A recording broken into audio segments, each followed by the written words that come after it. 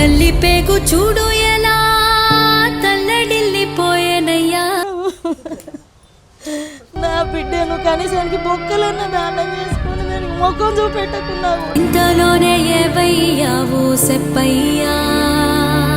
ఏమనుకుంటారంటే జరిగింది అని ఇట్లా పేపర్లల్లా టీవీలల్లా సెల్లులల్లా పెట్టిండ్రు.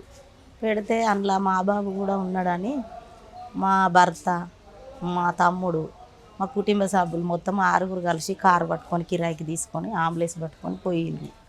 పోయి బుధవారం నాడు బేస్తవారం నాడు నైట్ పోయిండ్రు. వాళ్ళు పోయిన మనుషులను 5 రోజులు ఉంచుకొని అగిస్తామని ఊకే కాగితాలు రాపించుకుంటా సంతకాలు తీపించుకుంటా సాయంత్రం వరకు ఇస్తాం, ఇంకా గంటకి ఇస్తామని రోజు 5 రోజులు జరిపిండ్రు. నా పోయిన మనుషులకు కూడా కనీసానికి మా భర్తకు కన్న కొడుకు ముఖం కూడా చూపించకుండా ఉన్నారు. జరిపిండ్లు కన్న కొడుకు ముఖం పోయిన కాంచి కూడా చూపెట్టక నిన్న ఇక ఇంకా ఇస్తలేరు ఇయ్యము అని సంతకాలు పెట్టుండి మేము ఇక్కడనే కాల్ చేస్తామని అని అంటే మేము పెట్టమని మా వాళ్ళు వెళ్ళి వచ్చినాక మరి మేము ఏ కన్న తల్లి అయినా పాలిచ్చి సాది 9 నెలలు మోసి ఏ బిడ్డనైనా తన చేతులకి ఇవ్వకుంటే ఎంత బాధ ఉంటుంది.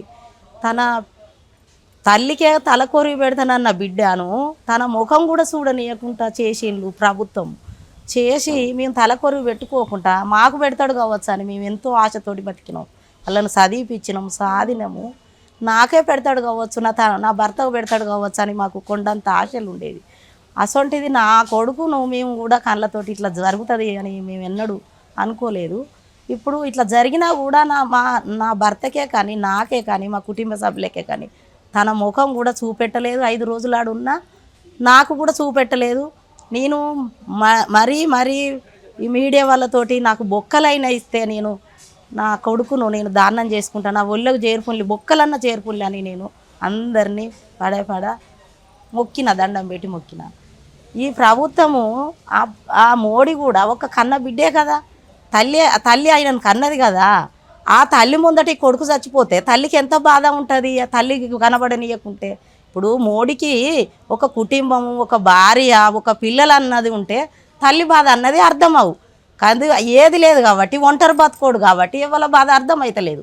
తల్లిల బాధ అర్థమవుతలేదు, ఈ బిడ్డల బాధ అర్థమవుతలేదు. ఆ మోడీ ప్రభుత్వానికే కానీ ఏ గవర్నమెంట్కి కూడా అర్థమవుతలేదు. ఇప్పుడు ఓటేసే హక్కు మాకున్నది కాబట్టి వాళ్ళు ఎవ్వరు గింత మా మీద మేము ఇన్ని రోజుల కాంచి ఇప్పుడు 6 రోజులు 7 రోజుల కాంచి మేము ఏడ్చుకుంటుండి మేము ఆడ ఉన్నా కూడా ఒక్క ప్రభుత్వం కూడా గింత మాకు సాయం చేయలేదు. ఎలాంటి పేపర్కి ఇవ్వలేదు మమ్మల్ని. ఏ ప్రభుత్వం మమ్మల్ని వచ్చి పలకరియలేదు, చెయ్యలేదు. నా బిడ్డను నాకు ఇవ్వలేదు. ఇక నాకు జరిగినట్టు ఇంకో తల్లిదండ్రులకు కూడా జరగద్దు ఇట్లా. ఇప్పటికైనా కూడా నా బిడ్డను తలగబెట్టే హక్కు వాళ్ళకి ఎవ్వలకు కన్న తల్లికి ఉంటుంది, కన్న తండ్రికి ఉంటుంది, తోడబుట్టిన అన్నకు ఉంటుంది, అక్కకు చెల్లెకు ఉంటుంది. గవర్నమెంట్కి హక్కు ఎక్కడిది నా బిడ్డను తలగబెట్టే హక్కు? అది నేను కోరుకుంటానా.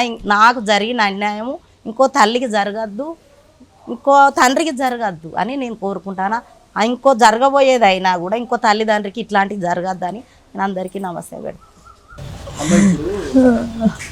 తెలంగాణ పోరాటాల గడ్డ అని చెప్పేసి, ఉద్యమాల గడ్డ అని చెప్పేసి చాలామంది ఇక్కడ నుంచి ఎంతోమంది అవరోధులు అవుతున్నారు, ఇక్కడ నుంచి ఎంతోమంది పోరాటం చేస్తున్నారు అని కూడా మాట్లాడుతున్నారు. అయితే తెలంగాణ నుంచి కానీ ఆంధ్ర నుంచి కానీ ప్రభుత్వాలు ఎటువంటి స్పందన కూడా రాలేదు వాళ్ళ తరఫున. అంటే దీని పట్ల మీరు ఏమనుకుంటున్నారు? అసలు ప్రభుత్వాలకు మీరు ఏం చెప్పాలి?